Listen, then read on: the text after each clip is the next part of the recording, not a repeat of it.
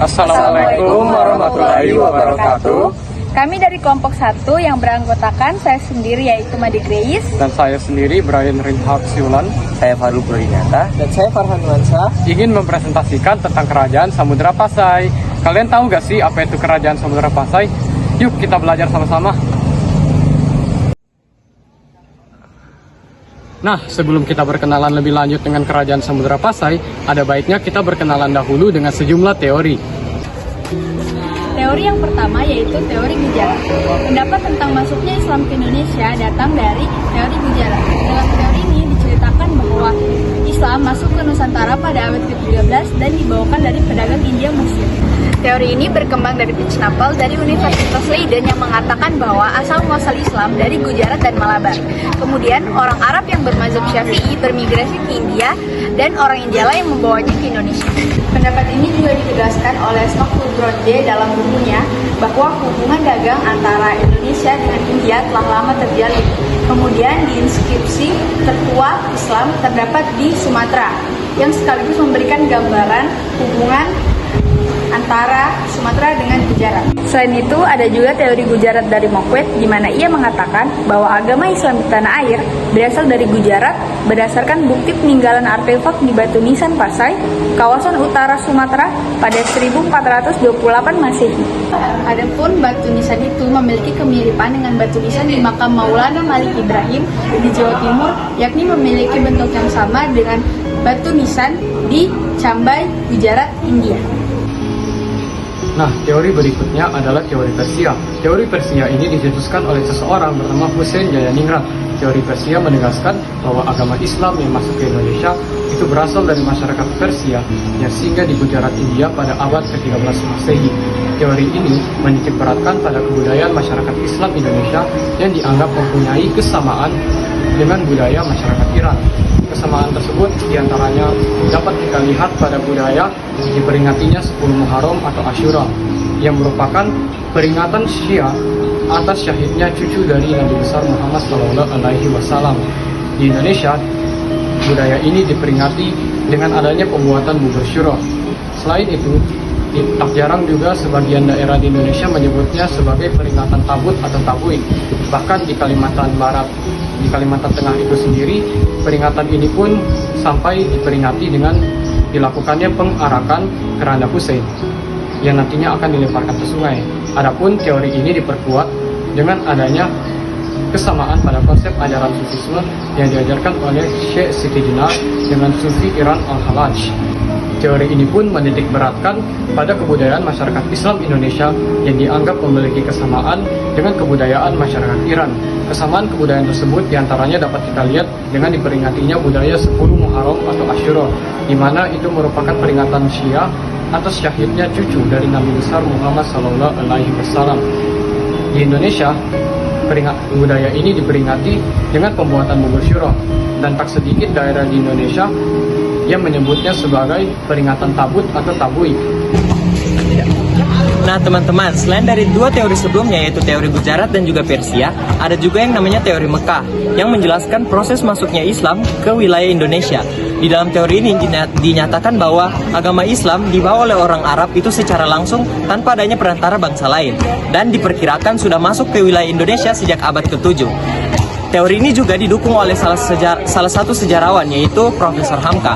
Hamka juga berpendapat pada tahun 625 Masehi berdasarkan naskah Tiongkok yang dicatat oleh pendeta Buddha yang melakukan perjalanan dan singgah di wilayah Boga yang sekarang dikenal dengan kota Palembang, Provinsi Sumatera Selatan. Menurut pendeta tersebut, di Boga, ia menemukan orang Arab yang telah membangun permukiman, dan sebagian besar orang Arab tersebut diceritakan sudah melakukan perkawinan dengan masyarakat lokal. Selain Hamka, Thomas Wiarnot juga berpandangan bahwa para pedagang Arab telah menyebarkan agama Islam sejak mereka menjadi pemain dominan perdagangan Barat Timur sejak abad-abad awal Hijriah atau sekitar abad ke-7 sampai ke-8 Masehi. Walaupun hal ini tidak memiliki catatan sejarah yang jelas, namun ia tetap berasumsi bahwa para pedagang tersebut tetap terlibat dalam proses penyebaran agama Islam di wilayah Nusantara. Alasan ini diperkuat dengan corak Islam awal yang dianut oleh masyarakat Nusantara. Corak Islam tersebut adalah corak sufistik, karena pada masa Al-Ghazali atau dinasti Abbasiyah muncul sufi-sufi pengembara yang bertujuan untuk menyebarkan Islam tanpa pamrih. Maka sufi-sufi inilah yang disinyalir datang dan menyebarkan Islam di wilayah Nusantara. Nah, yang pertama itu adalah teori India atau teori Gujarat, di mana teori ini menyebutkan bahwa agama Islam masuk ke Indonesia pada abad ke-13 melalui jalur perdagangan, di mana hal ini dibawa oleh bangsa India atau bangsa Gujarat itu sendiri, yaitu ada terdapat saudagar dari India yang membangun relasi kerjasama dengan orang-orang yang berada di wilayah barat Indonesia. Setelah itu terbentuklah kerajaan Islam pertama di Indonesia, yaitu Kerajaan Samudra Pasai. Selain itu, teori ini diperkuat dengan penemuan makam Raja Samudra Pasai yang ditemukan pada tahun 1997 yang bercorak Gujarat. Teori ini dikemukakan oleh Hung Ronje dan juga Pishnepal, namun dicetuskan oleh Jiwayi Drewes, dan juga teori ini diyakini oleh salah satu sejarawan Indonesia, yaitu Sucipto, sebagai awal mula masuknya Islam ke Indonesia.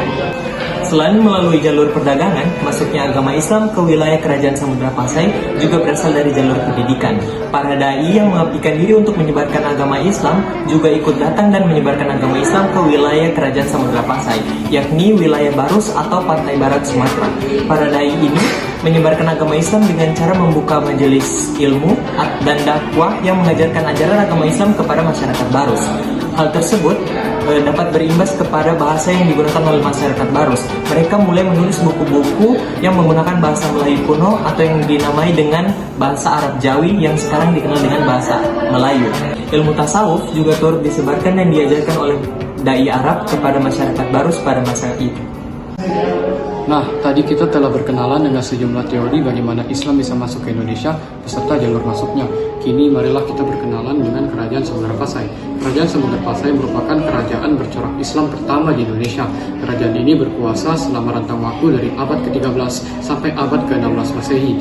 Kerajaan ini didirikan oleh seseorang bernama Yurasilu yang setelah masuk Islam berganti nama menjadi Sultan Malik Al-Saleh. Kerajaan ini wilayahnya menjadi salah satu wilayah di Nusantara yang pertama kali dikunjungi oleh para pelayar dan para pedagang. Kerajaan ini bagaimana bisa begitu?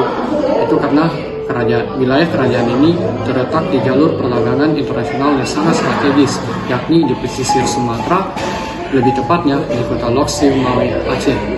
Kerajaan Samudra Pasai mencapai masa kejayaannya di kepemimpinan Sultan Mahmud Malik Al-Zair pada tahun 1326 sampai 1345. Kejayaan yang dicapai oleh Kerajaan Samudra Pasai tidak terlepas dari faktor letak wilayahnya yang strategis di Selat Malaka, di mana wilayah tersebut dilalui oleh jalur perdagangan internasional. Hasil lada yang meningkat serta kekayaan alam yang melimpah, juga hubungan dagang dengan Cina dan India yang terus terjalin menjadi faktor kejayaan Kerajaan Samudra Pasai pada saat itu. Nah, jadi ada beberapa hal atau beberapa faktor yang menjadi penyebab keruntuhan Kerajaan Samudra Pasai. Salah satunya yaitu diserang oleh Portugis.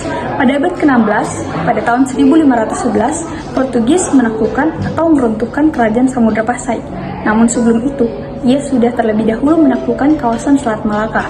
Setelah itu, Portugis pun mulai mengincar wilayah-wilayah strategis yang berada di sekitar kawasan Selat Malaka, yaitu Samudra Pasai.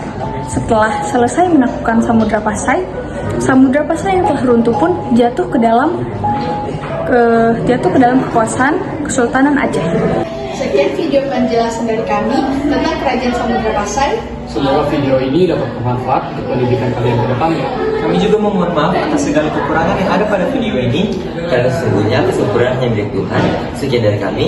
Wassalamualaikum warahmatullahi wabarakatuh.